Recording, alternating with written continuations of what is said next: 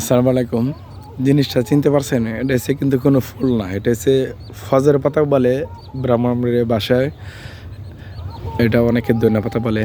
এটা পুরোটাই ক্ষেত ফজর পাতা। এটা হচ্ছে গম ক্ষেত। এটা হচ্ছে কাউন। এক সময় আমরা চাউলের সাথে কাউন খাইতাম বাধ্য হইয়া, এখন অনেকে শখে খাওয়া। এটা গম ক্ষেত, আমাকে দেখতে পারতেছেন। আসলে আজকে হাসি নিয়ে অনেক কথা বলতে পারতাছি না, মন খারাপ। এই জন্য আর নামাজ পড়িয়া ফজর নামাজ পড়ি বার হইলাম। আসলে আমি গ্রামে আসলে একদিনে সফরে আসলো, গ্রামে আসলে আমি চকের মধ্যে আইসা পড়ি কখন আসবো। এই ধনিয়া পাতা দেখতে পারতেছেন বড় হয়ে গেছে এইগুলি এক সময় ইয়া মানে ধনিয়া হবে, ধনিয়ার গুঁড়া বিক্রি করা হয়। গম ক্ষেত।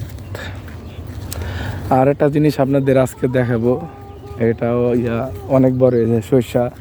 অনেক শখ ছিল সরষা ছোট সময় আসার সময়, কিন্তু পারি নাই। এই যে সরষা বড় হয়ে গেছে অনেক বড়, হয়তো আর কদিন পরে পেকেও যাবে।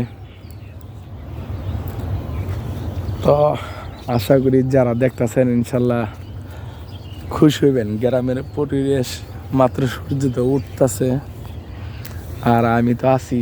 পুরা গ্রামটা দেখেন একটু সবাই, যাদের যাদের গড় পরিচিত একটু দেখেন। ওইটা হচ্ছে মধুপুর, ওই যে দক্ষিণ যেটা দেখতেছেন ওইটা মধুপুর।